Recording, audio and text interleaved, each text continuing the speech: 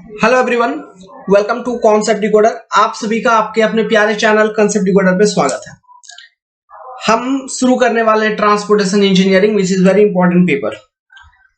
बहुत लोगों को लगता होगा कि ट्रांसपोर्टेशन इंजीनियरिंग का मतलब केवल हाईवे हाईवे हाईवे पढ़ लेने का, तो ऐसा नहीं है। ट्रांसपोर्टेशन इंजीनियरिंग में हमको ये 3 डिफरेंट टॉपिक्स को पढ़ना है। हाईवे कंस्ट्रक्शन के बारे में डिटेल में पढ़ना है, रेलवे कंस्ट्रक्शन के बारे में पढ़ना है, फिर एयरवेज मतलब एयरपोर्ट डिजाइन के बारे में पढ़ना है। ठीक है। अब इन 3 अलग अलग सब्जेक्ट में से मैं अगर बात करूं कौन सा ज्यादा इंपॉर्टेंट है, तो हाईवे अकेला 1 और ये दोनों मिला के हाईवे के बराबर या फिर उससे भी कम। समझ गए? मतलब रेलवे एंड एयरवेज छोटा टॉपिक्स है, बहुत ही सिलेक्टिव चीजें हमको उसमें से पढ़नी है, लेकिन हाईवे कंस्ट्रक्शन को अच्छे से पढ़ना है। क्लियर? तो ये तीनों सब्जेक्ट को हम देखेंगे ट्रांसपोर्टेशन इंजीनियरिंग के अंदर ही। और हम सबसे पहले जो स्टार्ट करेंगे अपना टॉपिक, वो हम स्टार्ट करेंगे हाईवे से, फिर हम देखेंगे रेलवे, फिर हम बताएंगे आपको एयरपोर्ट डिजाइन के बारे में। ओके। जो भी आपका डिफरेंट एग्जाम है like GATE, ESC, SSC, JE and all, हर एक एग्जामिनेशन में ट्रांसपोर्टेशन इंजीनियरिंग की काफी अच्छी वेटेज रहती है। सो ये पेपर को आप स्किप करके नहीं जा सकते। लेट्स सपोज कि रेलवे, एयरवेज ये सब आपने नहीं पढ़ा, लेकिन फिर भी हमको हाईवे तो अच्छे से पढ़ना ही पढ़ना है। ओके। लेकिन हम तीनों टॉपिक को अच्छे से देखेंगे ट्रांसपोर्टेशन इंजीनियरिंग के अंदर। ठीक है। अब जिनको कॉन्सेप्ट डिकोडर के बारे में पता नहीं है और जो पहली बार आ गए अपने चैनल पे इस वीडियो को देख रहे हैं, आपका स्वागत है। आप एंड्रॉयड एप्लीकेशन अपना डाउनलोड कर लीजिए, गूगल प्ले स्टोर पे आपको अवेलेबल होगा, और डिफरेंट सब्जेक्ट हमने अपलोड कर रखा है कॉन्सेप्ट डिकोडर यूट्यूब चैनल पे भी। आप पढ़िए, मजे लीजिए, आनंद और लुत्फ उठाइए। ठीक है। हम यहाँ पे चीजों को बहुत सिंपल वे में और आसान तरीके से धीरे धीरे करके ऐसे समझते हैं ताकि आपके वो माइंड में आपका वो कंसोलिडेट हो जाए, 10 बार 20 बार पढ़ने की आवश्यकता ना हो। ओके। आप फील कर पा रहे होंगे, चीजें आपके लिए सरल हो जाती हैं। मेन चीज है एक बार सब्जेक्ट को सीख लिया, फिर उसके बाद कुछ रह नहीं जाता उसमें। ओके। वेल, चलिए ये सब तो बातें हैं। अब हम मेन मुद्दा अपना शुरू करते हैं। हाईवे हम स्टार्ट करेंगे हाईवे इंजीनियरिंग से। तो हाईवे इंजीनियरिंग को हम कैसे पढ़ेंगे, तो देखिए, हम सबसे पहले देखेंगे इसका इंट्रोडक्शन पार्ट।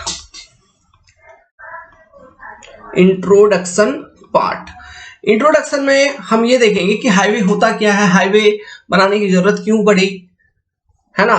डेवलपमेंट कैसे कैसे हुआ, मतलब पहले कैसे रोड थे, रोमन रोड, मैकाडम कंस्ट्रक्शन, उनके क्रॉस सेक्शन को देखेंगे, ड्राइंग बनाएंगे अच्छे से, उनके प्रॉपर्टीज को देखेंगे, है ना। मतलब किस तरह से डेवलपमेंट होता गया और आज जो हम रोड बना रहे हैं वो कैसे बना। ठीक है। डिफरेंट प्रोजेक्ट्स को लाए गए अपने भारत में हाईवे डेवलपमेंट के लिए। तो हाईवे डेवलपमेंट के लिए डिफरेंट प्लान्स थे, 5 years plans, 20 years plans, Nagpur plan, Bombay plan, ये सब। तो वहां से भी क्वेश्चंस आते हैं कि प्लान में क्या बात किया गया, क्या डिस्कशन किया गया, है ना, हेड कौन था, कहां पर मीटिंग हुई। तो उनको भी बहुत डिटेल में पढ़ना है, अच्छे से समझ लेना है, ताकि क्वेश्चंस अगर आता है ऑब्जेक्टिव क्वेश्चन, ये सब छोटे मोटे एग्जाम में, जैसे कि एसएससी, जेई हो गया, ईएससी हो गया, ये सब एग्जाम में जिसमें 1 मार्क 2 मार्क वाले ऑब्जेक्टिव क्वेश्चन आते हैं, डायरेक्ट वाले, उसमें ये सारे थ्योरी क्वेश्चंस पूछे जा सकते हैं। तो इंट्रोडक्शन पार्ट में हम इन सब चीजों को कवर करेंगे। हाईवे बनाने के लिए कौन कौन से सर्वे किए जाते हैं इनको थोड़ा देखेंगे, है ना। कौन सा रोड बेस्ट है, इसको कैसे सेलेक्ट करें, कितने तरह के रोड होते हैं, ओके, उसका नोमेनक्लेचर देखेंगे, कैटेगरी देखेंगे। समझ रहे हो? तो ये सब चीजें हम देखेंगे इंट्रोडक्शन पार्ट में। इंट्रोडक्शन खत्म होने के बाद सेकेंड पार्ट जो हम स्टडी करेंगे, we will study geometric design of highway. Geometric design of highway, very important. This is very important part, geometric design of highway. Third, जो हम देखेंगे वो देखेंगे ट्रैफिक इंजीनियरिंग। आजकल गेट में काफी अच्छे अच्छे क्वेश्चन पूछे जाते हैं फ्रॉम ट्रैफिक इंजीनियरिंग सेक्शन, जो कि बहुत सिंपल होते हैं, बस कंसेप्ट नहीं होने के कारण हम सॉल्व नहीं कर पाते उसको। मैं तो कर दूंगा, आप भी कर लोगे जब वीडियो लेक्चर को देखोगे, तो कहीं भी कोई दिक्कत नहीं होगी। ट्रैफिक इंजीनियरिंग पर हमने पहले से ही वीडियो क्लास अपलोड कर रखा है अपने यूट्यूब चैनल कॉन्सेप्ट डिकोडर के ऊपर, आप उन वीडियोस को देखिए। उसमें जो टॉपिक बचा हुआ है ना, मैं बस उतना ही अपलोड करूंगा और जितना पढ़ा दिया हूं वो सब दोबारा नहीं बनाऊंगा। ओके, सो ट्रैफिक इंजीनियरिंग अगर आप देखना चाहते हैं तो अभी से आप लर्न कर सकते हैं, यूट्यूब पे ऑलरेडी अपलोडेड है अपने चैनल पे, या फिर अगर आप चाहेंगे तो जैसे जैसे मैं ऑर्डर में पढ़ाते चलूंगा, फिर उसके बाद मैं आपको लिंक दे दूंगा बकायदा कि ट्रैफिक इंजीनियरिंग कहां से पढ़े। Okay, fourth, pavement design. Pavement design, this is again very important chapter. हमारे पास दो तरह के पेवमेंट होते हैं, एक होते हैं फ्लेक्सिबल पेवमेंट, दूसरा होता है रिजिड पेवमेंट। ये तो सभी जानते होंगे। अब इसमें हमको करना क्या है, देखो एक स्ट्रक्चर्ड वे में पढ़ाई होती है, एक ऑर्गेनाइज्ड वे में पढ़ाई होती है। हम सबसे पहले ये देखेंगे कि फ्लेक्सिबल पेवमेंट, रिजिड पेवमेंट का कंस्ट्रक्शन मेथड क्या है, इन दोनों में डिफरेंस क्या है, तो तब जाके हमारा एक बेसिक क्लियर होगा इन दोनों पेवमेंट से रिलेटेड। उसके बाद हम देखेंगे कि कैसे कैसे कौन सा पेवमेंट फेल होता है, उनका फेलियर मैकेनिज्म क्या है, ये देखा। फिर हम देखेंगे कि कौन कौन से हमारे पास डिजाइन थ्योरीज अवेलेबल हैं जिसको यूज करके हम रिजिड पेवमेंट और फ्लेक्सिबल पेवमेंट को डिजाइन करते हैं। अब डिजाइन कंसेप्ट पे अगर बात करूं तो फ्लेक्सिबल पेवमेंट तो कुछ भी नहीं है, फालतू चीज है, उसका कोई डिजाइन नहीं है, छोटा मोटा टॉपिक है, इलास्टिक कॉन्सेप्ट, वो बता दूंगा। रिजिड पेवमेंट में बहुत बड़े बड़े इक्वेशन आते हैं, ठीक है, और उसमें बहुत डिफरेंट कंसेप्ट्स भी हैं। तो रिजिड पेवमेंट थोड़ा सा लेंदी है, फ्लेक्सिबल बहुत छोटा है, लेकिन हाँ pavement design is important because यहां से बहुत सारे क्वेश्चंस आएंगे, ऑब्जेक्टिव क्वेश्चंस। कन्वेंशनल कम आता है, लेकिन ऑब्जेक्टिव क्वेश्चन गेट जैसे एग्जाम में, ईएससी, एसएससी, ये सब में जो ऑब्जेक्टिव वाले क्वेश्चंस रहते हैं, वहां पे बहुत सारे क्वेश्चंस आने की संभावनाएं रहते हैं फ्रॉम पेवमेंट डिजाइन सेक्शन, तो अच्छे से पढ़ेंगे। नेक्स्ट एक टॉपिक का नाम बता रहा हूं आपको, fifth topic, highway materials. Highway material, ये भी एक इंपॉर्टेंट टॉपिक है, हाईवे मटेरियल। हम इसमें बेसिकली दो चीजों को पढ़ेंगे। क्या पढ़ेंगे? अबे हाईवे मटेरियल के अंदर से भी कुछ कुछ टॉपिक तो हटा दिया गेट जैसा एग्जामिनेशन में, लेकिन फिर भी हम पढ़ेंगे ताकि और भी डिफरेंट एग्जामिनेशन है उसमें काम आएगा। हाँ, मैं आपको साथ ही साथ ये बताते चलूंगा कि गेट के लिए क्या पढ़ना है, ईएससी के लिए क्या नहीं पढ़ना है, मतलब ईएससी के लिए क्या पढ़ना है, किसके लिए क्या पढ़ना है, किसके लिए क्या नहीं पढ़ना है, एसएससी में क्या पढ़ना है ना, ये सब टॉपिक मैं मतलब बताते रहूंगा। मान लो कोई टॉपिक पढ़ा रहा हूँ, एक्सप्लेन कर रहा हूँ, तो अगर पढ़ना है सभी के लिए तो मैं उस पर कुछ कमेंट नहीं करूंगा, लेकिन कोई टॉपिक जैसे पढ़ा रहा हूँ, जैसे कि विटामिन मिक्स डिजाइन का एक कॉन्सेप्ट पढ़ाऊंगा, तो आजकल गेट से हटा दिया है, ओके, मार्शल मिक्स मेथड वगैरह, तो वहां पे मैं बता दूंगा not required for get but required for ESC, required for SSC, ऐसा मैं लिख दिया करूंगा। ठीक है, हमारा जो मेन फोकस रहेगा इस सब्जेक्ट को डील करने के लिए, मेन फोकस रहेगा मेरा GATE, ESC and SSC JEE examination. अब इन तीनों एग्जामिनेशन को मेन फोकस लेके चलूंगा, तो ये मान के चलो कि अदर ऑल इंडिया डिफरेंट जो भी एग्जामिनेशन है, चाहे स्टेट का पीएससी हो या जेईई का एग्जाम हो या एई का एग्जाम हो या फिर कोई पीएसयू का एग्जाम हो, सारा एग्जाम में जो भी क्वेश्चंस आएगा वो सारे सॉल्व हो जाएंगे आपसे। ओके, क्योंकि हम तीन मेन सिलेबस को कवर करते हुए चलेंगे, जो कि बकायदा पूरा ही सब्जेक्ट है, समझ गए?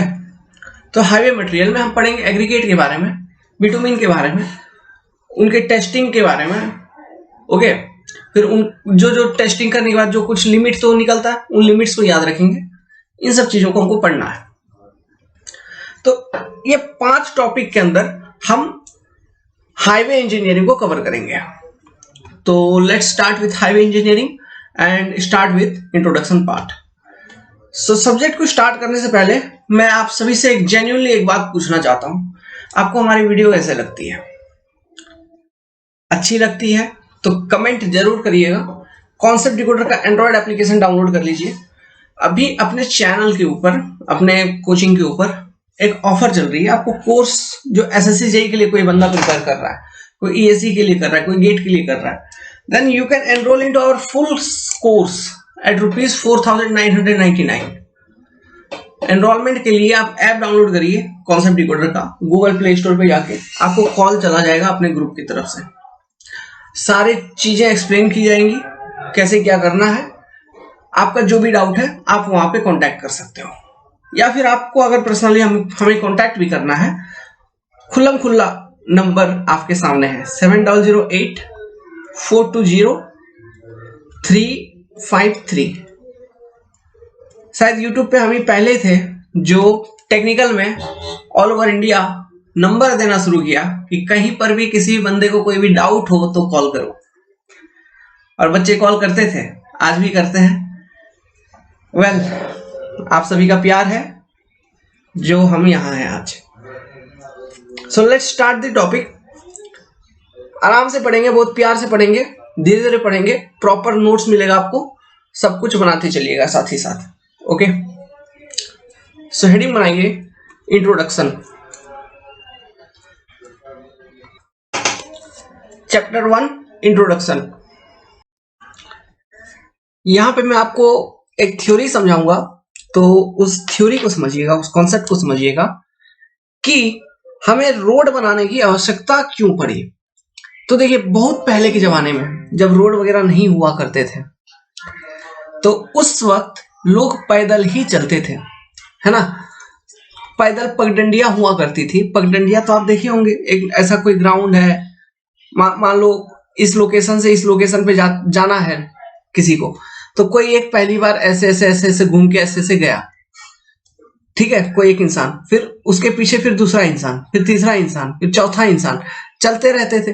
तो इस कारण से ये अगल बगल का एरिया का घास वगैरह मर जाता था, समझ गया। घास वगैरह मर गया तो एक रास्ता जैसा एक अपीयर होता था। तो इस तरह के डिफरेंट रूट हमारे पूर्वजों ने बनाए थे एक जगह से दूसरी जगह को जाने के लिए, है ना। तो उस समय वो लोग पैदल ही चला करते थे। सबसे पहले तो लोग पैदल चला करते थे। तो जो पैदल चलने वाले यात्री हैं उनको हम पेडेस्ट्रियन कहते हैं। पेडेस्ट्रियन, ठीक है, मतलब ये पहले पैदल चलते थे, पहले पेडेस्ट्रियन हुआ करते थे। अब पैदल चलते चलते क्या हुआ कि वो थकने लगे। अब उनको पैदल चलना है तो सामान भी तो उनको लेके जाना है, एक जगह से दूसरी जगह वो कुछ कुछ सामान भी लेके जाते थे, है ना। तो उतना वजन वो उठा नहीं पाते थे, तो जानवरों का यूज करते थे वो, ओके, सामान को लेके जाने के लिए एक जगह से दूसरी जगह। फिर और ज्यादा सामान होने लगा, व्यापार बढ़ने लगा धीरे धीरे धीरे धीरे। तो एक आविष्कार हुई थी उस वक्त, किसका? पहिया का, चक्का का उन्होंने आविष्कार किया। लकड़ी का चक्का उन्होंने बनाया।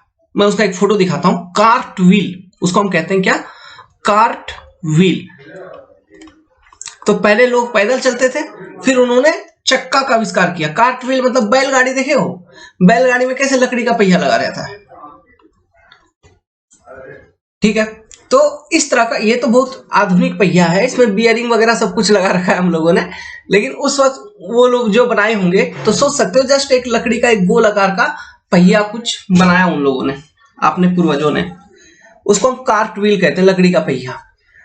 इसका आविष्कार हुआ तो इससे कुछ सहूलियत मिली, तो इसका डग्गी वगैरह उन लोगों ने बनाया, कुछ मतलब सामान को कैरी करने के लिए सब कुछ बनाया। अब तक रास्ते का कोई डेवलपमेंट नहीं हुआ है। जिस रास्ते पे वो चलते थे ना, उसी रास्ते पे उन लोगों ने क्या किया? कार्ट व्हील को दौड़ाना शुरू किया। तो मान लो ये रास्ता है, ये रास्ता आपके ओरिजिनल ग्राउंड पे ही है। ओरिजिनल ग्राउंड, ओरिजिनल ग्राउंड मतलब जो ग्राउंड लेवल है जिसपे वो चलते हैं, उसी लेवल पे ये रास्ता भी है, ठीक है। अब इसी रास्ता पे इन लोगों ने क्या किया? इस पहिए को दौड़ाना शुरू किया। कुछ दिन तो बहुत अच्छा चला, बहुत बढ़िया चला, मजे में, एकदम खुश। लेकिन मान लो जब बरसात हो गई, लेट सपोज बरसात होते गई, ठीक है, तो ये कार्ट व्हील क्या करता है?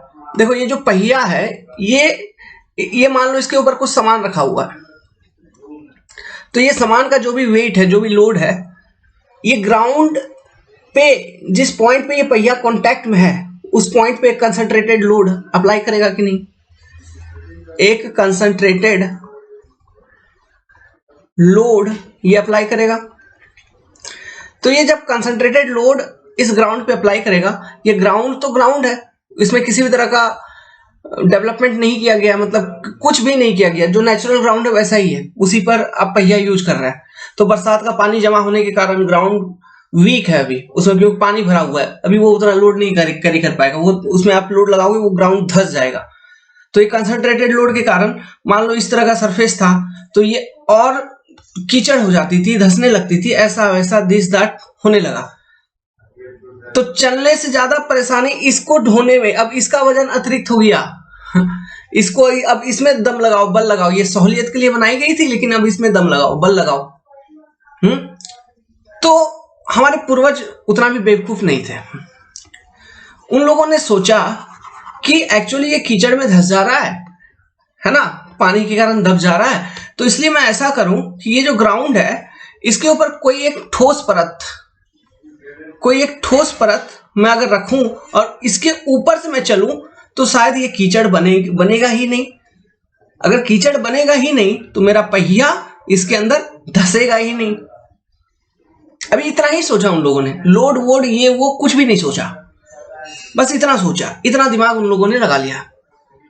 तो आप यहां पे समझ रहे, प्रॉब्लम से जरूरत की आविष्कार हो गई। मतलब अब हमारे पूर्वजों को लगने लगा कि एक हार्डन्ड सरफेस की जरूरत है, एक हार्डन्ड सरफेस की जरूरत है, ठीक है, ये हमारे पूर्वजों को लगने लगा। तो ठीक है, तो हार्डन्ड सरफेस बना दिया गया, हार्डन्ड सरफेस को बना दिया गया। तो यही है आपका हार्डन्ड सरफेस। लेट्स सपोज अब हार्डन्ड सरफेस उन लोगों ने क्या किया होगा, कुछ नहीं, बकायदा पत्थर वगैरह लाके रख दिया रोड के ऊपर, समझ रहे हो, उबड़ खाबड़ एक किसी तरह से समतल थोड़ा मोड़ा तो किया ही होगा, उतना भी बेवकूफ नहीं है, लेकिन ऐसे उबड़ खाबड़ ऐसे पत्थर लाके रख दिया, एक हार्डन्ड सरफेस हो गया। अब इसके ऊपर वो लोग चलना शुरू कर दिए, इसके ऊपर वो लोग चलना शुरू कर दिए, ठीक है। तो ये लोड तो कैरी करने लगा, लेकिन वही चीज रेनी डेज में, बरसात के दिनों में फिर प्रॉब्लम आने शुरू हो गई। कैसे? देखो, ये तो एग्जिस्टिंग ग्राउंड पे ही है, जो आपका ओरिजिनल ग्राउंड लेवल है, एग्जिस्टिंग ग्राउंड लेवल है, उसी के ऊपर उन्होंने बस पत्थर एक चिपका दिया। तो बरसात का पानी जो आएगा वो तो ग्राउंड के अंदर तो पेनिट्रेट होगा ही, ग्राउंड को, सॉइल को, उसके नीचे जिसके ऊपर हार्डन्ड सरफेस है उसको वीक बनाएगा ही बरसात का पानी। तो हार्डन्ड सरफेस ही ग्राउंड के अंदर धंसने लगेगी due to this load on the cart wheel. समझ में आ रहा है? इसको हम रटिंग भी कहते हैं, मतलब लोड के कारण आपका जो रोड इस तरह से उसका धंस जाता है, टूट जाता है ना, इसको रटिंग भी कहा जाता है। रटिंग ये एक तरह का फेलियर है जो आपको फ्लेक्सिबल पेमेंट में देखने को मिलता है, इसके बारे में आगे बताएंगे। ये ऑब्जेक्टिव क्वेश्चन भी इससे पूछा जाता है। ओके, तो बात को पकड़ना, बिट पकड़ना, चीजों को समझना शुरू करना। तो मेन प्रॉब्लम क्या है? मेन प्रॉब्लम अब लोगों को समझ में आया कि पानी रोड में रह जाने के कारण, वाटर रोड में रह जाने के कारण आपका सरफेस वीक हो जा रहा है, सरफेस भी धंस जा रहा है, कोई काम का नहीं हो रहा है। तो उन लोगों ने सोचा कि मैं किसी तरह से रोड से पानी को बाहर निकालूं, कोई एक प्रॉपर ड्रेनेज सिस्टम में डालूं। तो लोगों ने फिर उस वक्त ड्रेनेज सिस्टम डालना शुरू किया। डिफरेंट टाइप्स ऑफ रोड थे, मतलब रोड के बगल में नाला बनाना शुरू किया। ओके, तो उससे भी कुछ फायदा हुआ, लेकिन और फायदा और जरूरत पड़ती गई, ड्रेनेज सिस्टम को और सुधारा गया अच्छे से। तब धीरे धीरे आविष्कार हुई किसकी? हाईवे की। हाईवे, अभी कुछ लिखना नहीं है, मैं एक फ्लो चार्ट बनाऊंगा, आपको वो दिखाऊंगा, उसको लिखना है। फिर धीरे धीरे आविष्कार हुई किसकी? हाईवे। हाईवे इस शब्द को समझो, इसमें दो चीजें हैं, एक तो है एक वर्ड है हाई प्लस वे। हाई मतलब ऊंचा, वे मतलब रास्ता, ऊंचा रास्ता। समझ में आ गया? कॉन्सेप्ट को समझे, शब्द को तोड़ दिया मैंने। हाईवे मतलब एक ऊंचा रास्ता। अब एक ऊंचा रास्ता का क्या मतलब हुआ, देखो जैसे कि अभी क्या हो रहा था, एग्जिस्टिंग ग्राउंड पे ही आप बना रहे थे हार्ड एंड सरफेस को। अब यहाँ पे क्या किया गया, एग्जिस्टिंग ग्राउंड से कुछ ऊपर, लेट्स सपोज यहाँ पे एक परफेक्ट लेवल पे मैं एक रोड बना रहा हूं। इसका अगर क्रॉस सेक्शन दिखाऊं तो इस तरह से एम्बैंकमेंट डाल के, मिट्टी विट्टी भर के, डिफरेंट लेयर्स में एम्बैंकमेंट डाल के ये मेरा एक हार्ड एंड सरफेस बन गया, एक रोड बन गया। ठीक है, अब इसमें भी हम कुछ एडवांसमेंट किए, कैम्बर वगैरह डाल के रखते हैं इस तरह से। ओके, अब हुआ क्या, जैसे बरसात हुई तो रोड के ऊपर पानी टिकता ही नहीं था, सीधा नीचे। ठीक है, दूसरी बात देखो, एक वर्ड आपने सुना होगा, high flood level. High flood level, मान लो कोई एक एरिया है, जिस एरिया में रोड बना रहे हो उस एरिया में एक नदी भी बह रही है। ठीक है, अब इस नदी में बाढ़ आ गई तो बाढ़ का एक स्तर होता है कि कितना लेवल तक उसका पानी उठ सकता है ऊपर। तो मान लो कि जो रोड है ना, रोड का जो लेवल है वो बाढ़ के लेवल से कम है, मतलब रोड का लेवल हाई फ्लड लेवल से कम है। तो इस केस में क्या होगा, आपका रोड तो पूरा का पूरा पानी के अंदर डूब जाएगा। फिर क्या होगा, सॉइल में पानी भर गई, सॉइल सैचुरेट हो गई। उसके बाद तुरंत जैसे ही आप व्हीकल दौड़ाओगे रोड के ऊपर, फिर रोड का फेलियर, प्रॉपर्टी लॉस। इसलिए ये जो हाईवे है ये दो चीज करती है, एक तो ड्रेनेज सिस्टम को अवॉइड किया गया, नाला वाला देने का जरूरत नहीं है, प्रॉपर अच्छी तरह से सुधारा गया। दूसरा, इसको हाई फ्लड लेवल के ऊपर मेंटेन किया गया, HFL के ऊपर, है ना, ताकि इसमें किसी भी तरह का ड्रेनेज प्रॉब्लम ना हो, मतलब बाढ़ के टाइम पे किसी भी तरह का इसमें प्रॉब्लम ना हो, वाटर सॉइल में स्टक ना हो, रोड आपका कमजोर ना हो। ओके, तो ये है आपका आविष्कार हाईवे। ठीक है, तो इसका एक फ्लो चार्ट मैं आपको देता हूं, उस फ्लो चार्ट को कॉपी में बना लीजिए। आई होप कि आप सभी को ये दिख रहा होगा। This is my personal notes. ठीक है, सो लिखिए, इस फ्लो चार्ट को बनाइए। जैसे कि सबसे पहले पेडिस्ट्रियन थे, पैदल चलते थे, फिर पेडिस्ट्रियन को आवश्यकता पड़ी कार्ट व्हील की, तो कार्ट व्हील का आविष्कार हुआ। अब कार्ट व्हील क्या करता था, कंसंट्रेटेड लोड अप्लाई करता था, जिस कारण से बरसात वगैरह के समय में और दिक्कत आने लगी, लोगों को चलने से ज्यादा इसको बाहर निकालने में परेशानी होने लगी, क्योंकि ये फंस के रह जाती थी, तो ये कोई काम की नहीं आती थी। ठीक है, तो उस वक्त लोगों ने सोचा कि एक हार्ड एंड सरफेस हमें बनानी चाहिए, तो एक हार्ड एंड सरफेस की नीड आई, तो एक पेवमेंट बना, एक हार्ड एंड सरफेस बना। ठीक है, फिर पेवमेंट से आपका आविष्कार हुआ किसका, हाईवे का।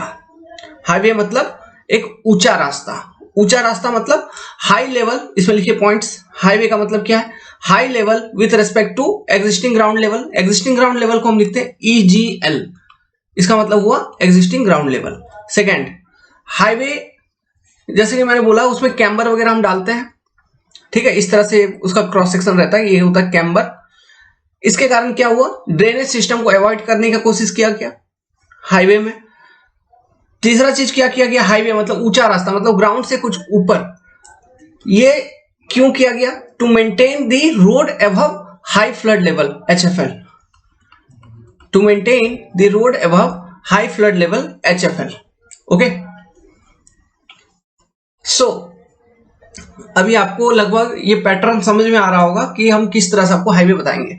तो पहले आपको मैं चीजों को एक्सप्लेन करूंगा, फिर आपको जहां पे जो नोट्स हमको लिखवाना है लिखवाते चलूंगा।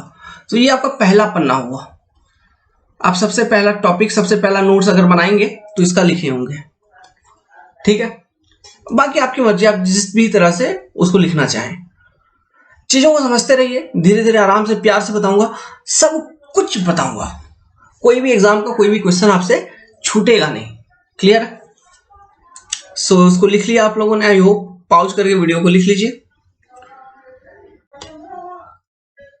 सो अगर आपसे डेफिनेशन पूछा गया हाईवे का, then how can you define highway? Definition of highway लिखिए। Nowadays we are using the term highway because we prefer to construct road over the embankment so that there will be no more drainage problem। ठीक है, road over embankment कहने का मतलब है ये existing ground level है, मान लो EGL, तो हम क्या करते हैं एचएफएल के ऊपर रोड को बनाने का कोशिश करते हैं। तो हम सबसे पहला लेयर ऑफ मिट्टी डालें, फिर दूसरा लेयर ऑफ मिट्टी डालें, है ना, फिर तीसरा कुछ डाले, सब ग्रेड वगैरह सब कुछ, फिर ब्लैक टॉप बनाने का कोशिश किया, ब्लैक टॉप बना दिया, इसके ऊपर आपका व्हीकल चलता है। ओके, तो ये मान लो कहीं पर एचएफएल है, तो एचएफएल के ऊपर, ताकि ड्रेनेज प्रॉब्लम ना हो, वाटर, पानी जो है ना, वाटर, आपको बता दूं, वाटर रोड का सबसे बड़ा दुश्मन है, एनिमी, ठीक है, पानी से बहुत ज्यादा खतरा है, डेंजर है, समझ गए। कोई भी आपसे पूछे कि रोड को सबसे ज्यादा दिक्कत किससे है, पानी से, कोई भी रोड हो, अब चाहे रेलवे का बात करें, एयरपोर्ट का बात करें, है ना, रनवेज का, सबसे ज्यादा खतरा पानी से ही है, क्योंकि रोड सॉइल के ऊपर है, और सॉइल में अगर पानी गया तो सॉइल को कमजोर कर देगा, सैचुरेट कर देगा, उस कारण से रोड के सरफेस में डैमेज आना शुरू हो जाएगी, रोड का सरफेस आपका खराब हो जाता है। इसके बारे में बताएंगे, डिफरेंट टाइप्स ऑफ फेलियर जब पढ़ाएंगे पेमेंट डिजाइन में, तो वहां पे मैं इन सब चीजों को फिर से अच्छे से डिटेल में स्टडी करूंगा, मतलब करवाऊंगा आपको, ठीक है। तो अभी ये डेफिनेशन लिख लीजिए। Now we will look into very interesting topic, chronological order of development of highway. What do you mean by the word chronological? chronological शब्द का मतलब आप क्या समझते हैं? मतलब स्टार्टिंग से लेके अभी तक में, मतलब हिस्ट्री से लेके अभी तक में रोड का डेवलपमेंट कैसे हुआ, इसके बारे में हम डिस्कस करेंगे। तो देखिए, जितना हम लोगों की जानकारी में है, किताबी जानकारी के अकॉर्डिंग, जो सबसे पहला रोड बना था वो बनाए थे रोमन्स ने ड्यूरिंग रोमन पीरियड। तो सबसे पहले रोड कंस्ट्रक्शन को कहा जाता है रोमन रोड्स, रोमन रोड। देखिए, ये जो टॉपिक है इसमें मैं 3-4 तरह के रोड डेवलपमेंट के बारे में बताऊंगा क्रोनोलॉजिकली, कि पहला कौन, फिर बाद में कौन आया, फिर बाद में किस तरह का कंस्ट्रक्शन आए। इसमें हमें क्या सीखने को मिलेगा, इससे हम सीखेंगे कि रोड डेवलपमेंट में कैसी टेक्नोलॉजी का एडवांसमेंट कैसे हुआ, कंसेप्ट्स कैसे बिल्डअप हुए, है ना, और फाइनली जो आज हम एक जनरल रोड कंस्ट्रक्शन का पैटर्न फॉलो करते हैं, वो हम कौन सा पैटर्न फॉलो करते हैं, है ना। तो इससे आपको ऑब्जेक्टिव क्वेश्चन इस टॉपिक से देखने को मिल जाएंगे। ऑब्जेक्टिव क्वेश्चन, ऐसे कन्वेंशनल क्वेश्चन वगैरह इससे आएंगे नहीं, लेकिन हाँ, बशर्ते अगर यूपीएससी आईएएस के एग्जाम वगैरह में आप बैठे हैं तो वहां पे आपको इस टॉपिक से भी कन्वेंशनल क्वेश्चन पूछा जा सकता है। लेकिन मैक्सिमम जनरल एग्जाम में जो सीबीटी वाले होते हैं, ऑब्जेक्टिव वाले, उसमें आपको ऑब्जेक्टिव क्वेश्चन ही पूछेंगे, है ना। तो वो हो सकता है कि रोमन रोड के बारे में पूछ दे, हो सकता है टेलफोर्ड कंस्ट्रक्शन के बारे में पूछ दे, है ना, दे में आस्क। सो हम बहुत डिटेल में नहीं जाएंगे, हम बस उतना ही चीजों को अंडरस्टैंड करने की कोशिश करेंगे जितने में से मेरा ऑब्जेक्टिव क्वेश्चन अगर आता है तो हो जाए। ओके, तो सबसे पहला था Roman road which is constructed during Roman civilization. So इसका क्रॉस सेक्शन कैसा था, ये चीज अपने को जानना इंपॉर्टेंट है। तो देखिए, मैं क्रॉस सेक्शन बनाऊंगा, आप ध्यान से देखिए।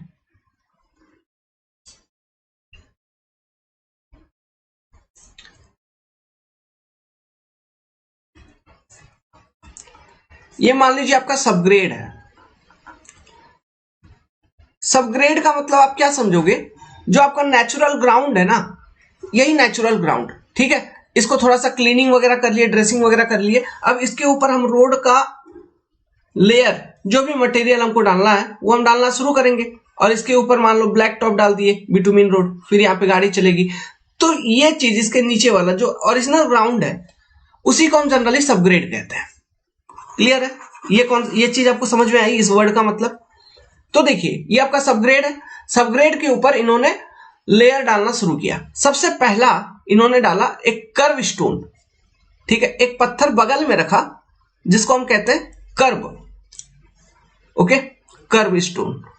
अब ये कर्व स्टोन का पर्पस क्या है, to provide lateral support to the material present in the cross section. कहने का मतलब है जैसे कि सबसे पहला जो मटेरियल इन्होंने रखा, बड़े बड़े फाउंडेशन स्टोन्स का यूज किया, बड़े बड़े पत्थर का इस्तेमाल किया, लार्ज फाउंडेशन स्टोन्स। ठीक है, सबसे नीचे में इन्होंने लार्ज फाउंडेशन स्टोन्स का इस्तेमाल किया, बड़े बड़े पत्थर रख दिए ताकि फाउंडेशन नींव मजबूत हो रोड कंस्ट्रक्शन के। ये सबसे पहला रोड कंस्ट्रक्शन का टेक्निक था। ओके, इसके ऊपर वाला लेयर, मतलब इस लेयर के बाद में उस समय देखिए लाइम का इस्तेमाल किया जाता था, लाइम, ठीक है, चूना।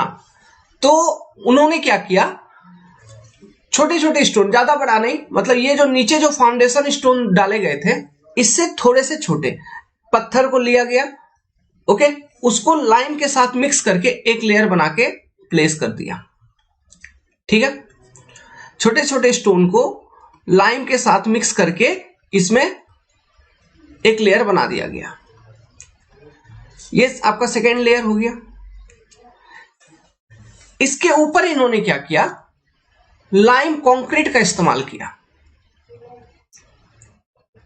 ठीक है, इसके ऊपर वाले लेयर में इन्होंने लाइम कंक्रीट का इस्तेमाल किया। अब ये जो लाइम कंक्रीट का इन्होंने इस्तेमाल किया, इस लाइम कंक्रीट में उन्होंने क्या किया, मतलब 10 से 15 सेंटीमीटर डाया के जो स्टोन्स होते हैं ना, उसको जस्ट अच्छे से चिपका दिया, प्लेस कर दिया। ये बन गया top surface, wearing course. Okay, जिसके ऊपर आपका व्हीकल चलेगा।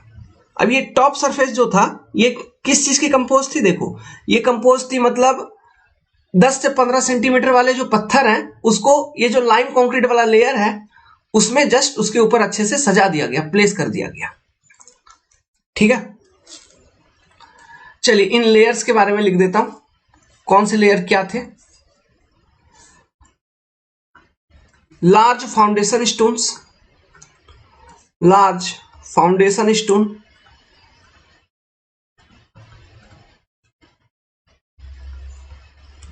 यूज किए गए थे। ठीक है, फिर ये broken stones in lime concrete, broken stone in lime, ऐसे लिखिए, ब्रोकन स्टोन इन लाइम। फिर नेक्स्ट लेयर आपका था लाइम कंक्रीट का, this layer is of lime concrete. अब लाइम कंक्रीट पे क्या किया गया है, इसके ऊपर 10 to 15 सेंटीमीटर स्टोन्स को प्लेस कर दिया गया है। ठीक है, ये हो गया आपका सरफेस कोर्स, सरफेस कोर्स और बियरिंग कोर्स।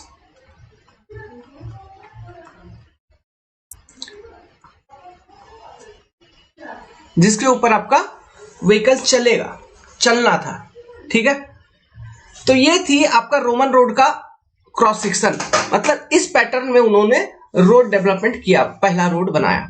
तो ये कर्व स्टोन का पर्पस समझ में आ रहा है कि ये जो क्रॉस सेक्शन के अंदर जो ये जो मटेरियल्स हैं, है ना, जैसे ये पहला लेयर, दूसरा लेयर, तीसरा लेयर, चौथा लेयर, इन लेयर्स को एक लैटरल स्टेबिलिटी मिले। कहने का मतलब है ऐसा नहीं हो कि ये सारे मटेरियल इससे बाहर निकल जाए, मतलब ढह जाए, भसक जाए, ऐसा नहीं हो। इसलिए लैटरल मजबूती के लिए एक दोनों बगल, ये तो एक साइड दिखा रहा हूं, इस तरफ भी, इस तरफ मतलब इस तरफ, ओके, उसके अपोजिट साइड में भी एक कर्व स्टोन होगा। ठीक है, तो ये है रोड का आपका क्रॉस सेक्शन। ये नेचुरल ग्राउंड के ऊपर, सबग्रेड मतलब नेचुरल ग्राउंड के ऊपर इतने सारे लेयर्स थे रोड के।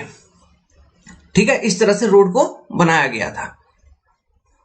तो ये क्रॉस सेक्शन को बना लीजिए अच्छे से डिटेल में, फोटो साफ होना चाहिए। ठीक है, अब चलिए यहां से जो क्वेश्चंस आपसे पूछे जाएंगे वो क्या पूछे जाएंगे, जस्ट इसके मतलब इसमें इसको किस तरह से बनाया गया था, इसमें क्या क्या इसके फ्यूचर्स थे। ओके, तो देखो सबसे पहला, मान लो इस वाले रोड पे अगर बरसात होगा तो पानी कैसे निकलेगा, पानी निकलने के लिए कुछ है नहीं, पानी कैसे निकलेगा, जब हम स्लोप वगैरह अगर प्रोवाइड करेंगे ना, ठीक है, तब मान लो बरसात होगी तो पानी ढह के निकल जाएगा, तो किसी भी तरह का स्लोप वगैरह इसमें प्रोवाइड नहीं किया गया, पहला तो ये। दूसरा, अब मान लो पानी अगर स्लोप प्रोवाइड किया भी होता, अगर पानी ढह के निकलता तो साइड में हमको ड्रेन चाहिए ना जिसमें वो पानी कलेक्ट हो, तो ऐसा भी कोई सिस्टम नहीं था, तो इसमें ड्रेनेज कंसिडरेशन को कंसिडर नहीं किया गया, ड्रेनेज को अच्छे से कंसिडर नहीं किया गया था, सबसे पहला कॉन्सेप्ट। दूसरा चीज मैं ये बता रहा हूं, देखो ये जो लार्ज फाउंडेशन स्टोन का इस्तेमाल किया गया है, ठीक है, इस वाले लेयर में जो बताया, ये वाले लेयर में जो लार्ज फाउंडेशन स्टोन का इस्तेमाल किया गया है, इसका यूज करने का जरूरत नहीं है। अब ये जरूरत क्यों नहीं है ये आगे चल के आपको समझ में आएगी, लेकिन इसका यूज करने का जरूरत नहीं है, ठीक है। क्यों, मैं ये बता देता हूं, देखो अभी बता देता हूं, आगे चल के क्या अभी बता देता हूं। देखो इसका यूज करने का जरूरत इसलिए नहीं है, मान लो ये आपका टॉप सरफेस है, इस तरह से आपका क्रॉस सेक्शन बनाया रोड का, ठीक है, ये आपका व्हील हो गया, तो व्हील का ये लोड P आपने अप्लाई कर दिया, ठीक है। सो देखो जो भी डिजाइन होती है वो स्ट्रेस के बेसिस पे होती है कि मटेरियल कितना स्ट्रेस झेल सकता है, तो स्ट्रेस इक्वल टू क्या होगा, जो लोड आपका अप्लाइड है divided by cross section area, है ना। तो मैं एट एनी लेवल अगर कंसिडर करूं, फॉर एग्जांपल ये एक लेवल ले लेता हूं, पहला लेवल, ये मैं ले लेता हूं दूसरा लेवल, समझ में आ रहा है, ये पहला लेवल ले लिया, ये दूसरा लेवल ले लिया, कॉन्सेप्ट समझना। तो देखो पहला लेवल पे क्रॉस सेक्शन एरिया है A1, दूसरे लेवल पे क्रॉस सेक्शन एरिया है A2, तो कौन सा क्रॉस सेक्शन एरिया बड़ा है, ऑब्वियसली A2 बड़ा है, A2 is greater than A1। अगर A2 is greater than A1 तो स्ट्रेस अगर मैं निकालू सिग्मा 1 एंड सिग्मा 2, तो लोड तो आपका सेम है P, लोड तो आपका सेम है P, इसमें हो जाएगा A1, इसमें हो जाएगा A2। तो यहां से मेरे को क्या पता चलेगा कि sigma 2 will be less than sigma 1, मतलब जैसे जैसे हम डेप्थ में जा रहे हैं, as depth is increasing stress is decreasing की नहीं, स्ट्रेस डिक्रीज हो रहा है,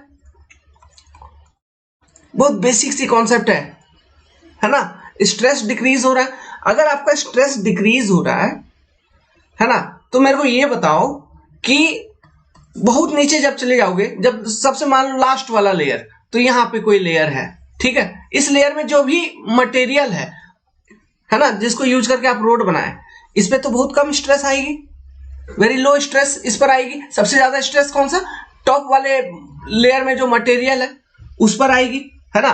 तो जिसपे ज्यादा स्ट्रेस आ रही है टॉप, मान लो कि टॉप वाले लेयर में, तो वहां पे मटेरियल मेरा बहुत ही स्ट्रांग होना चाहिए ताकि वो लोड वगैरह को अच्छे से बियर कर पाए, ओके।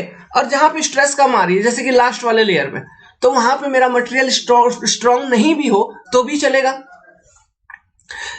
है ना। अगर ये कॉन्सेप्ट है, ठीक है, ये कॉन्सेप्ट है, तो यहां पे देखो जब रोमन्स ने बनाया था तो उस समय उनको ये चीज, ये स्ट्रेस डिस्ट्रीब्यूशन का कॉन्सेप्ट उनको मालूम नहीं था, ओके। ये स्ट्रेस डिस्ट्रीब्यूशन का कॉन्सेप्ट बहुत लेटर बाद, बहुत समय बाद इसकी मतलब डेवलपमेंट हुई, इसका डेवलपमेंट किया था मैकाडाम ने, ठीक है, मैकाडाम कंस्ट्रक्शन, मतलब सबसे लास्ट फेज में ये स्ट्रेस डिस्ट्रीब्यूशन वाले कॉन्सेप्ट डेवलप किए गए थे। इसलिए रोमन्स को चूंकि ये चीज पता ही नहीं था कि सबसे लास्ट वाले लेयर में जो मटेरियल होगा उस पर कम स्ट्रेस आ रही है, तो वो मटेरियल अगर बहुत कमजोर भी हो या फिर कोई सॉइल वगैरह भी हम डाल दे तो भी चलेगा, ये चीज उनको आइडिया नहीं था, समझ गए। इसलिए उन्होंने फाउंडेशन में कि मेरा नींव मजबूत हो, है ना, जैसा आप घरों का स्ट्रक्चर का कंस्ट्रक्शन करते थे, वही कॉन्सेप्ट को यूज करके रोड बनाया था। तो यही कारण से इन्होंने लार्ज फाउंडेशन स्टोन्स को यूज किया था सबसे लोअर लेयर में, जिसकी जरूरत नहीं थी। समझ में आ रहा है, ठीक है। क्यों, इसका रीजन क्या एक्सप्लेन किया आपको, स्ट्रेस डिस्ट्रीब्यूशन कॉन्सेप्ट, क्लियर है, ये चीज भूलोगे नहीं। ऐसे छोटे मोटे बेसिक सब डेवलप होते चलेंगे आपके धीरे धीरे, ठीक है। तो चलिए इसके साइलेंट फीचर्स को लिखिए, तो लिखिए, नोट्स बनाइए, जो क्रॉस सेक्शन आपने बनाया उसके नीचे लिखिए फीचर्स। पहला पॉइंट लिखिए, no cross slope is provided, किसी भी तरह का क्रॉस स्लोप नहीं था, ठीक है। Second, bearing course consist of large stone, ये लार्ज स्टोन मतलब 10 to 15 सेंटीमीटर डायामीटर के large stones block in lime mortar, okay. तीसरा पॉइंट लिखिए, नो ड्रेनेज वाटर कंसिडरेशन, है ना, किसी तरह का नाला वगैरह प्रोवाइड नहीं किया गया था। ओके।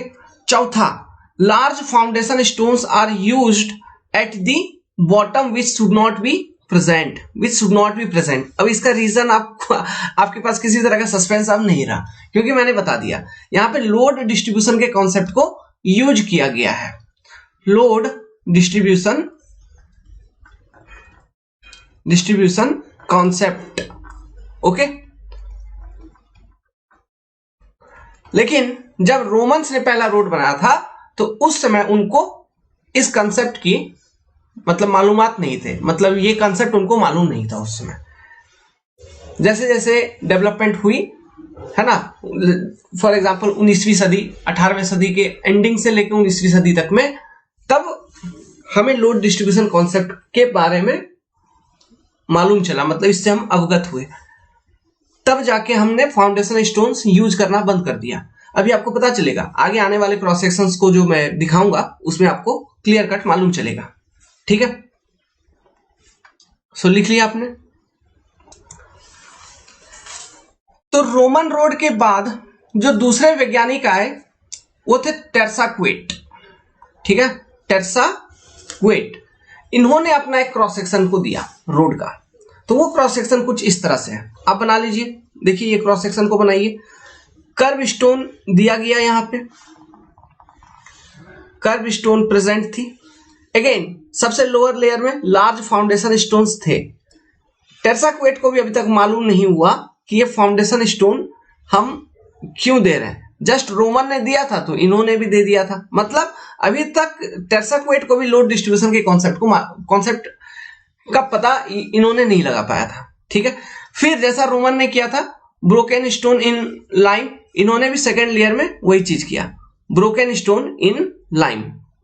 ठीक है, उसके बाद इन्होंने लाइम कंक्रीट का इस्तेमाल कर लिया आपके सरफेस कोर्स में, मतलब टॉप वाला जो लेयर था उसमें लाइम कंक्रीट का इस्तेमाल किया। और इन्होंने क्या किया, देखो जो टॉप वाला लेयर है, मतलब ये वाला layer, just a minute, let me change the colour, मतलब ये वाला जो लेयर था, देखो टॉप वाला लेयर, तो इन्होंने क्या किया, केवल इसी टॉप लेयर में, मतलब इस लाइम कंक्रीट वाले लेयर में एक क्रॉस स्लोप प्रोवाइड किया, केवल टॉप वाले लेयर में। सभी लेयर में इन्होंने क्रॉस स्लोप नहीं प्रोवाइड किया, ये आपको देखना है, फिर ध्यान रखना। हाँ, ड्रेन प्रोवाइड किया, साइड ड्रेन, मतलब क्रॉस स्लोप प्रोवाइड किया तो बरसात का पानी बह के ड्रेन में आ जाएगी, कोई बात नहीं। ये आइडिया कम से कम इन्होंने लगाया था, ये चेंजेस इन्होंने किया था, बाकी सब कुछ तो सेम था। और जो रोमन रोड में जो सरफेस कोर्स पे जो बड़े बड़े पत्थर थे उसका इस्तेमाल इन्होंने नहीं किया, इन्होंने लाइम कंक्रीट का इस्तेमाल डायरेक्ट किया था। समझ में आया? तो इस वाले क्रॉस सेक्शन में क्या फिर डिस्टर्ब लग रहा है, दो चीज मेरे को डिस्टर्ब लग रहा है फिर क्या, कि ये लार्ज फाउंडेशन स्टोन जो यहां पे प्रोवाइड किया है, लार्ज फाउंडेशन स्टोन ये वाला लेयर, इसकी कोई जरूरत नहीं थी, क्योंकि हमको मालूम है अभी लोड डिस्ट्रीब्यूशन वाली कॉन्सेप्ट। चलो टॉप लेयर में लाइम कंक्रीट प्रोवाइड किया और क्रॉस स्लोप भी प्रोवाइड किया, ये तो बहुत अच्छी बात है। लेकिन जो क्रॉस स्लोप इन्होंने टॉप क्रॉस सेक्शन में प्रोवाइड किया, ये कहीं ना कहीं सभी क्रॉस सेक्शन में प्रोवाइड करते, मतलब सभी लेयर्स में प्रोवाइड करते, केवल टॉप वाले लेयर में प्रोवाइड करने के कारण क्या होगा कि लोड डिस्ट्रीब्यूशन फिर यूनिफॉर्म नहीं रह जाएगा, यूनिफॉर्म लोड डिस्ट्रीब्यूशन नहीं होगा। समझ में आ रहा? ठीक है, तो ये कुछ प्रॉब्लम्स हो गए फिर इनके। तो बनाइए, ये क्रॉस सेक्शन अगर बन गया तो इसके फीचर्स लिखिए, फिर इस क्रॉस सेक्शन के लिखिए फीचर्स में। पहला point, cross slope is provided only on top layer. ये टेरसा-क्वेट कंस्ट्रक्शन का बात चल रहा है। ठीक है, cross slope is provided only on top layer, drainage system is provided, इसमें भी large foundation stones are provided. Clear? तो यहां से ऑब्जेक्टिव क्वेश्चन में क्या आ सकता है कि क्रॉस स्लोप के बारे में आपसे पूछ सकते हैं कि केवल टॉप लेयर में क्रॉस स्लोप प्रोवाइड किया गया था। फिर ऑब्जेक्टिव क्वेश्चन कैसे फ्रेम हो सकता है, ड्रेनेज सिस्टम इसमें प्रोवाइड किया गया था कि नहीं प्रोवाइड किया गया था, मतलब, या फिर जो मैं क्रोनोलॉजिकल ऑर्डर बताऊंगा, 3-4 टाइप ऑफ कंस्ट्रक्शन, वो चारों ऑप्शन देंगे और फिर पूछेंगे सबसे पहला ड्रेनेज कंसिडरेशन किस में था, तो ऑब्वियसली टेरसा-क्वेट, क्योंकि रोमन में तो था नहीं, रोमन के बाद टेरसाक्वेट डेवलपमेंट आई, टेरसाक्वेट में ड्रेनेज कंसिडरेशन को कंसिडर किया गया है, तो पहला ऑप्शन क्या हो जाएगा आपका टेरसाक्वेट, है ना। और साइड स्लोप वाला भी ऑप्शन अगर पहला आपसे पूछे क्रॉस स्लोप वाला, तो वो भी होगा टेरसाक्वेट। भले इन्होंने टॉप लेयर में प्रोवाइड किया, लेकिन प्रोवाइड तो किया, ये आइडिया तो आई। हाँ, लेकिन लार्ज फाउंडेशन स्टोन रोमन में जैसा था टेरसाक्वेट में भी ऐसा ही था। मतलब अभी तक स्ट्रेस डिस्ट्रीब्यूशन के कॉन्सेप्ट को इन लोगों ने आइडेंटिफाई नहीं कर पाया था, ठीक है। तो अभी तक आपने देखा रोमन आए, टेरसाक्वेट आए, इसके बाद और एक देखो, वैज्ञानिक तो वैज्ञानिक, दिमाग में हलचल होते रहता है, तो तीसरा क्रॉस सेक्शन लेके आ गया टेलफोर्ड, टेलफोर्ड कंस्ट्रक्शन, ठीक है। इनका कंस्ट्रक्शन टेरसाक्वेट से ज्यादा डिफरेंस नहीं था, टेरसाक्वेट जैसा ही था, ओके। इन्होंने भी साइड ड्रेन प्रोवाइड किया। जस्ट क्रॉस सेक्शन में देखो, लार्ज फाउंडेशन स्टोन इन्होंने भी एज इट इज कंटिन्यू किया। मतलब अभी तक स्ट्रेस डिस्ट्रीब्यूशन का कॉन्सेप्ट टेलफोर्ड को भी मालूम नहीं था, ठीक है। फिर इन्होंने लार्ज स्टोन्स को यूज किया, मतलब लार्ज फाउंडेशन स्टोन के बाद उससे थोड़ा छोटे स्टोन्स को यूज किया, फिर इससे और थोड़ा छोटे स्टोन्स को यूज किया। फिर जो इनका टॉप सरफेस था, टॉप कोर्स मतलब बियरिंग कोर्स, ये था आपका ग्रेवल का, ग्रेवल सरफेस, ठीक है, ग्रेवल, ओके, पेबल्स, ग्रेवल्स, इनका इन्होंने बियरिंग कोर्स का यूज किया, ठीक है, चलेगा, कोई बात नहीं। लेकिन इन्होंने क्या किया, हर लेयर में क्रॉस स्लोप प्रोवाइड किया। Cross slope is provided in all layers, ये देखो, क्रॉस स्लोप को हर एक लेयर में प्रोवाइड किया गया। अब हर एक लेयर में क्रॉस स्लोप प्रोवाइड करने के कारण क्या हुआ, जो स्ट्रेस डिस्ट्रीब्यूशन वाला कॉन्सेप्ट था, जो टेरसाक्वेट में क्या हो रहा था, एक लेयर में प्रोवाइड करने के कारण नीचे लोअर वाले लेयर्स में नॉन यूनिफॉर्म स्ट्रेस डिस्ट्रीब्यूशन होता, लेकिन इसमें हर एक लेयर में प्रोवाइड कर देने के कारण एक यूनिफॉर्म स्ट्रेस डिस्ट्रीब्यूशन अब होएगी, ठीक है। तो ये चीज है। लेकिन फिर इन्होंने जो मटेरियल सिलेक्शन है इनका, ये भी अभी तक ये आइडेंटिफाई नहीं कर पाए थे प्रॉपरली, ओके। तो ये था टेलफोर्ड कंस्ट्रक्शन। तो इनके साइलेंट फीचर्स अगर आप लिखना चाहेंगे तो क्या लिख सकते हैं, तो फीचर्स में लिखिए, पहला point, cross slope is provided in all layers which provide uniform distribution of load over the entire road depth, ठीक है, क्रॉस स्लोप हर एक लेयर में प्रोवाइड किया गया। दूसरा पॉइंट, ड्रेनेज इज कंसिडर्ड, है ना, ड्रेनेज इज कंसिडर्ड। तीसरा पॉइंट क्या लिखोगे, large foundation stone, large foundation stones are used, large foundation stones are used, ठीक है, ये तीसरा पॉइंट। ड्रेनेज, दूसरा ड्रेनेज इज कंसिडर्ड,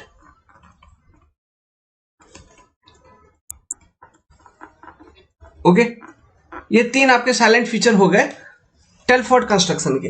देखो, टेलफोर्ड ने भी बड़े बड़े फाउंडेशन स्टोन को बॉटम लेयर में यूज किया था, मतलब अभी तक ये लोड डिस्ट्रीब्यूशन वाला कॉन्सेप्ट इनके माइंड में क्लियरली नहीं था। जस्ट इन्होंने ये देखा टेरसाक्वेट कंस्ट्रक्शन से कि वो एक ही लेयर में क्रॉस स्लोप प्रोवाइड किया है, तो मैं क्या करता हूं, जो भी लेयर यूज करूंगा सभी में क्रॉस स्लोप प्रोवाइड कर दूंगा ताकि एक जैसा दिखे। उसके कारण हो सकता है उन्होंने ऐसा सोचा हो कि कोई दिक्कत आ जाए, है ना, कुछ फेलियर आई होगी, तो इसलिए सभी लेयर्स में उन्होंने क्रॉस स्लोप प्रोवाइड कर दिया।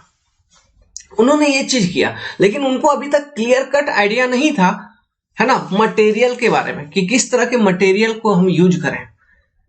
अब इसके बाद जो वैज्ञानिक है मैकाडाम, उनके पास बहुत धांसू और क्लियर कट आइडिया था, लोड डिस्ट्रीब्यूशन के कॉन्सेप्ट को उन्होंने लेके आए, है ना। अब उसी के तहत एक प्रॉपर स्टैंडर्ड डिजाइन किया रोड क्रॉस सेक्शन का, जिसको हम आज भी यूज करते हैं। तो चलिए अब देखते हैं व्हाट इज योर मैकाडाम कंस्ट्रक्शन।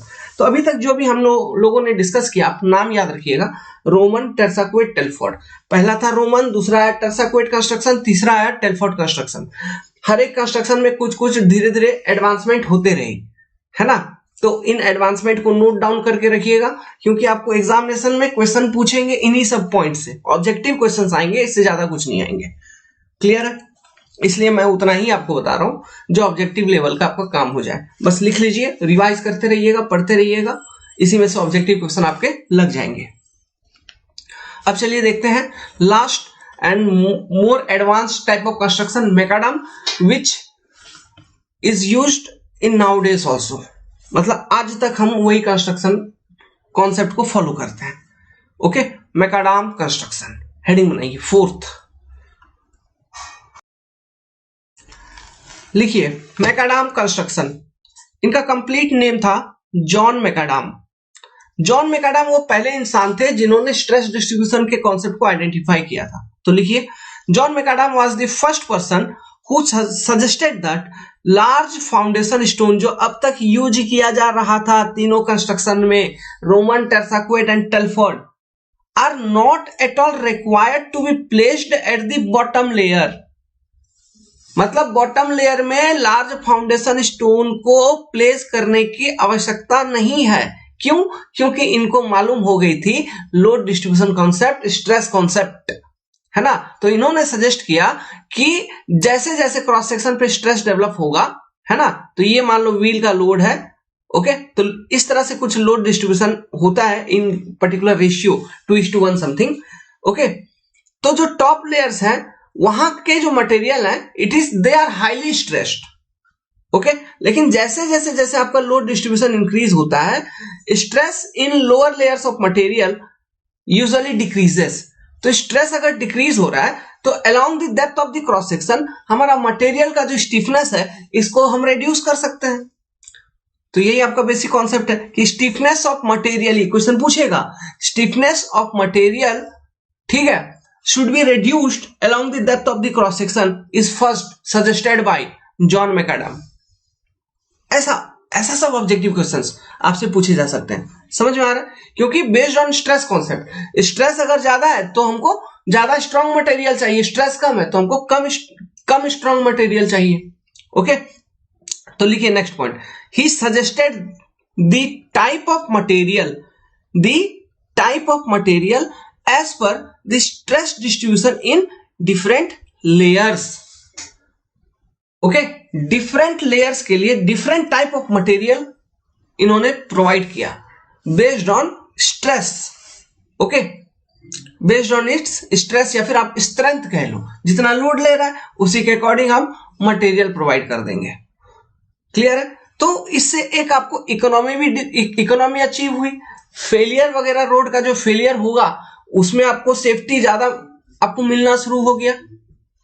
तो कंप्लीट इंजीनियरिंग के साथ मैकाडम ने कंस्ट्रक्शन अपना दिया, अपना क्रॉस सेक्शन को प्रेजेंट किया, जो कि हम आज भी यूज करते हैं। तो चलिए फटाफट पहले देखते हैं कि वो क्रॉस सेक्शन क्या था।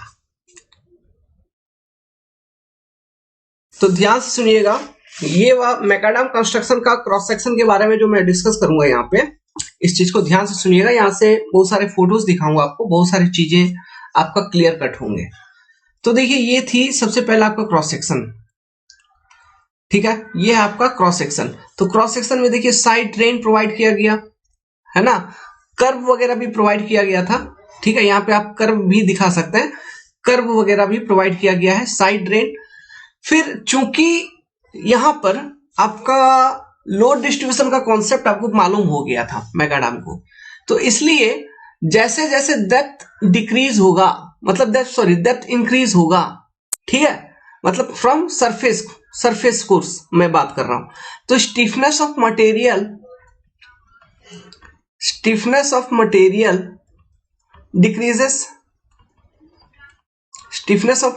डिक्रीजेस, ठीक है। तो देखिए, तो मैकाडम ने क्या बोला कि सबसे पहला जो सबग्रेड लेयर होगा वो होगा कॉम्पैक्टेड अर्थ या फिर compacted soil. This is your compacted soil, मतलब सॉइल है उसको हम प्लेस करके अच्छे से कॉम्पैक्ट करेंगे, रोलर वगैरह चला के हम कॉम्पैक्ट करेंगे। इसके ऊपर इन्होंने जीएसबी लेयर प्रोवाइड किया, जिसको हम कहते हैं ग्रैनुलर सब बेस, इसको कहा जाता है ग्रैनुलर सब बेस, जीएसबी लेयर प्रोवाइड किया। अब ये ग्रैनुलर सब बेस मतलब होती क्या है, देखिए एक तरह का ये मिट्टी होता है, इसको हम मुर्रम भी कभी कभी कहते हैं, मुर्रम, ठीक है, ये एक तरह का मिट्टी होता है जो येलोइश या फिर थोड़ा येलो रेडिश ऐसा कलर में होता है, मिट्टी होता है, लेकिन इस मिट्टी में कंकड़ होते हैं, ग्रेवल्स होते हैं। ठीक है, ये जो मिट्टी होता है इसमें कंकड़ या फिर ग्रेवल्स होते हैं, ग्रेवल्स। ओके, इसको कहा जाता है ग्रैनुलर सबबेस। तो कॉम्पैक्टेड सॉइल के ऊपर क्या प्रोवाइड किया गया, ग्रैनुलर सबबेस का लेयर प्रोवाइड किया गया। यहाँ पे ब्रोकन स्टोन लिखा गया, देखो तो ये क्या है, मतलब ग्रेवल्स जो होते हैं ना, ठीक है, वो मिट्टी के साथ मिक्सचर में होते हैं। ओके, तो देखो सॉइल से ज्यादा स्ट्रेंथ वाला थोड़ा सा आया, तो जैसे जैसे आपका लेयर बढ़ रहा है, मतलब स्ट्रेस आपका इंक्रीज होगा, तो stiffness of material must increase. ऊपर जैसे जाओगे तो कॉम्पैक्टेड सॉइल के ऊपर जो जीएसबी वाला लेयर है उसमें आपका स्टिफनेस इंक्रीज मिलेगा थोड़ा। ठीक है, अब ये जीएसबी क्या होता है आप पहले अभी देख लो। ये फोटो आपको दिख रहा है, दिस इज जीएसबी। आप देख रहे हैं ये मिट्टी में कंकड़ मिले हुए हैं, मिट्टी में ही कुछ कुछ पत्थर है छोटे छोटे, है ना, यही होता है आपका जीएसबी लेयर। इस वाले फोटो को देखो, देखो मिट्टी में पत्थर मिले हुए हैं ना।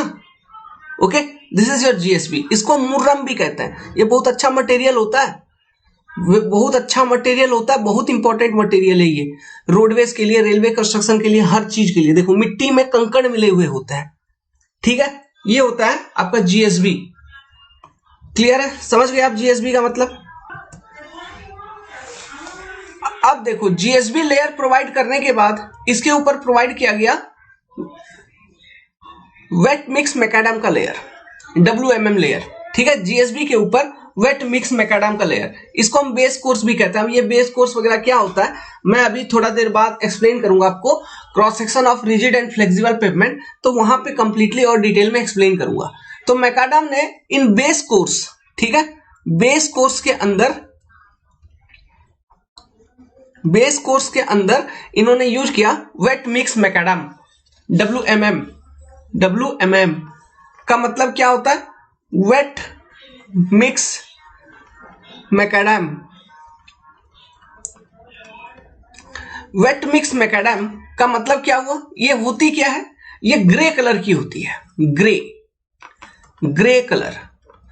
इसमें क्या होता है, ग्रेवल्स होते हैं, मतलब गिट्टी होते हैं जो कि मिले हुए होते हैं some type of cementitious material. Cementitious material मतलब या फिर बाइंडिंग मटेरियल जो कि मतलब एक दूसरे गिट्टी को चिपका दे, मतलब गिट्टी और सीमेंट को मिला दो, या फिर गिट्टी और स्टोन डस्ट को मिला दो, या फिर गिट्टी और लाइम वगैरह को मिला दो, है ना, तो वो बन जाता है जीएसबी। प्लस उसमें पानी वगैरह भी मिला के हम एक मतलब एक तरह का मटेरियल बनाते हैं, सॉरी उसको हम बोलते हैं WMM, वेट मिक्स मैकाडम।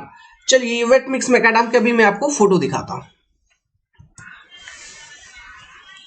ये देख पा रहे हैं आप, वेट मिक्स मैकाडम मतलब गिट्टी है, ग्रेवल है, इसको सीमेंट या फिर लाइम वगैरह के साथ या फिर गिट्टी के स्टोन डस्ट के साथ मिला के, पानी वानी मिला के हम प्लेस करते हैं, है ना। फिर इस लेयर को यूज किया जाता है इन बेस कोर्स लेयर। ओके, इस लेयर का मतलब इस चीज का इस्तेमाल किया जाता है, इस मटेरियल का इन बेस कोर्स, इसी को हम कहते हैं वेट मिक्स मैकाडम। इसके बारे में और थोड़ा आपको दिखाता हूं, एक दो फोटो देखो। वेट मिक्स मैकाडम का लेयर को प्लेस करने के बाद उसका बेड जो बनता है वो कुछ इस तरह से बनता है, बेड ऑफ WMM।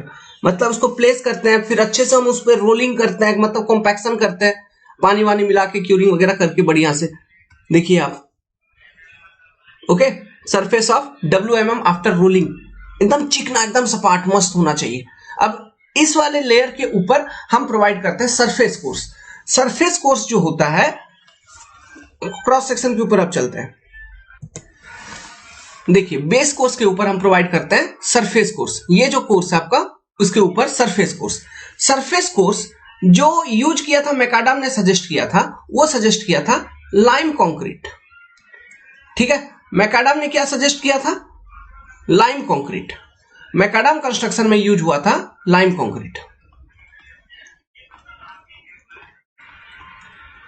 ओके, समझ में आया, वेरी इंपॉर्टेंट। WMM का मतलब समझ में आया। WMM में क्या होता है, gravel mixed with cementitious material. Okay, and plus water भी रहता है। ओके, सीमेंटेशियस मटेरियल जैसे कि सीमेंट या फिर लाइम। GSB मतलब क्या हो गया, इसको मुर्रम भी कहते हैं। इसका yellowish something yellowish reddish type का कलर होता है। It is a mixture of gravel with some special type of soil such as clay. ठीक है, इसको लिख लीजिए, ये समझ में आया आपको। WMM ये क्या है? It is a mixture of gravel plus water with some cementitious material like lime or cement or stone dust. Okay, इसको हम कहते हैं WMM। समझ में आ रहा है? तो WMM को हम बेस कोर्स में यूज करते हैं BC में, एंड ग्रैनुलर सब बेसिस का तो नाम ही है, इसको हम सब बेस कोर्स में यूज करते हैं। अब बेस कोर्स के ऊपर वाला जो कोर्स होता है उसको हम कहते हैं सरफेस कोर्स। ठीक है, अब मैकाडाम कंस्ट्रक्शन में जो सरफेस कोर्स का इस्तेमाल किया गया था, इट वाज लाइम कंक्रीट। ठीक है, वो था लाइम कंक्रीट। लेकिन आज के टाइम पे जो मॉडर्न डेज कंस्ट्रक्शन हम करते हैं, लेट्स सपोज फ्लेक्सिबल पेवमेंट बनाते हैं, बिटुमिनस पेवमेंट बनाते हैं, तो उसमें हम क्या यूज करते हैं? बिटुमिनस कंक्रीट का यूज करते हैं। ठीक है, as surface course. Bituminous concrete का यूज करने के बाद उसके ऊपर हम ड्रेसिंग करते हैं अच्छे से। समझ में आया? जो कि हम ब्लैक टॉप प्रोवाइड करते हैं अच्छे से, बिटुमिन का एक लेयर प्रोवाइड कर देते हैं बिटुमिनस कंक्रीट के ऊपर। बिटुमिनस कंक्रीट में क्या होता है? देखो, मतलब गिट्टी बिटुमिन सब चीज का मिक्सचर होता है ना। बिटुमिनस कंक्रीट मतलब बिटुमिन का कंक्रीट, मतलब उसमें बाइंडिंग मटेरियल क्या हो गया? बिटुमिन। ओके, इस चीज को आजकल हम मॉडर्न डेज में यूज करते हैं और उसके ऊपर एक पतला बिटुमिन का लेयर हम प्रोवाइड कर देते हैं सरफेस ड्रेसिंग के रूप में, ताकि जो भी वॉइड्स वगैरह हो छोटे मोटे, है ना, वाटर प्रूफिंग वगैरह मेंटेन हो पाए, है ना। मतलब वो सरफेस ड्रेसिंग का क्या मतलब होता है? जो एक पतला बिटुमिन का लेयर हम ऊपर प्रोवाइड करते हैं, बिटुमिनस लेयर के ऊपर एक पतला बिटुमिन का लेयर प्रोवाइड करते हैं ताकि ये वाटर प्रूफिंग करे। मतलब बरसात का पानी आए तो अंदर ज्यादा पेनिट्रेट ना हो, स्लोप वगैरह है तो वहां से ड्रेन होके बाहर निकल के ड्रेनेज में चले जाए। इन सब पर्पस के कारण सरफेस ड्रेसिंग किया जाता है विथ यूजिंग बिटुमिन। ठीक है, ये सरफेस ड्रेसिंग किसके ऊपर करेंगे? सरफेस कोर्स के ऊपर करते हैं। सरफेस कोर्स किसका होता है मॉडर्न डे कंस्ट्रक्शन में? बिटुमिनस कंक्रीट का। क्लियर है? तो ये आपको मैकाडाम कंस्ट्रक्शन समझ में आया। चलिए इस वाले पॉइंट को आप लिख लीजिए। ठीक है, इससे पहले वाले पेज में जितना चीज बताया सब चीज को आपने समझा लिखा। अब इस वाले पॉइंट को उसके नीचे लिख लीजिए।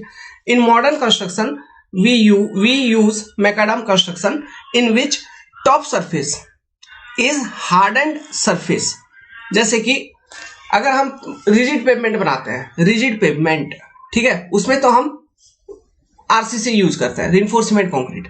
लेकिन अगर हम फ्लेक्सिबल पेवमेंट हम बनाते हैं, ठीक है, तो हम क्या यूज करते हैं? Bituminous concrete. लेकिन मैकाडाम ने क्या यूज किया था? मैकाडाम का कंस्ट्रक्शन कॉन्सेप्ट यूज करते हैं, लेकिन वो प्रॉपर एग्जैक्टली जो उन्होंने मटेरियल यूज किया था सरफेस कोर्स में, वो मटेरियल हम सरफेस कोर्स में यूज नहीं करते आज के टाइम पे, क्योंकि मैकाडाम ने यूज किया था लाइम कंक्रीट LC, है ना। लेकिन आज के टाइम पे हम यूज करते हैं क्या? बिटुमिनस कंक्रीट, जो हार्डन सरफेस हम अपना रहता है, टॉप सरफेस, जिसकी स्टिफनेस सबसे ज्यादा होनी चाहिए। ओके, क्योंकि टॉप टू बॉटम जैसे हम मूव करेंगे, है ना, मेरा stiffness of material decreases top to bottom. आप देखे होंगे टॉप पे हम कोई कंक्रीट यूज कर रहे हैं जिसका स्टिफनेस ज्यादा होता है पहला लेयर में, फिर बेस कोर्स में हम यूज कर रहे हैं, आप WMM यूज कर रहे हैं, है ना, वेट मिक्स मैकाडाम का यूज कर रहे हैं, जिसमें हम ग्रेवल वगैरह यूज करके सम लो क्वालिटी सीमेंटेशियस मटेरियल जैसे कि लाइम हो गया, स्टोन डस्ट हो गया, सम सीमेंट या फिर थोड़ा सीमेंट प्लस वाटर मिला के एक बेड को तैयार करते हैं कॉम्पैक्ट करके, है ना। उसके नीचे हम मुर्रम का यूज करते हैं, मतलब ग्रेवल वगैरह उसमें रहता है लेकिन वो क्ले के साथ, मिट्टी के साथ मिक्स होके रहते हैं, है ना, मुर्रम, उसको यूज करते हैं, उसको कॉम्पैक्ट करते हैं। फिर उसके नीचे मिट्टी हो गया, जस्ट मिट्टी का लेयर को हम कॉम्पैक्ट करते हैं। समझ में आ रहा है? ओके, तो ऐसा कुछ हम यूज कर रहे हैं। लेकिन जो सरफेस कोर्स है, टॉप कोर्स, ये एक हार्डन सरफेस, ये सबसे ज्यादा इसका स्ट्रेंथ होना चाहिए, सबसे ज्यादा स्टिफनेस होना चाहिए। तो फ्लेक्सिबल पेवमेंट के केस में हम बिटुमिनस कंक्रीट का यूज करते हैं, जिसमें हम क्या करते हैं? बिटुमिन प्लस, देखिए, बिटुमिन प्लस बिटुमिनस कंक्रीट क्या होता है? Coarse aggregate plus fine aggregate plus filler material, ठीक है, इक्वल टू बिटुमिनस कंक्रीट। ये ऑब्जेक्टिव क्वेश्चन पूछा जाएगा कि व्हाट इज बिटुमिनस कंक्रीट, ठीक है, इसका कंपोजिशन। तो बिटुमिन होता है उसमें coarse aggregate, fine aggregate plus filler material. Okay, next important point, and macadam का, as we go from top to bottom stiffness of material decreases, stiffness of material decreases. Clear है? ये आपने समझा, this is your macadam construction.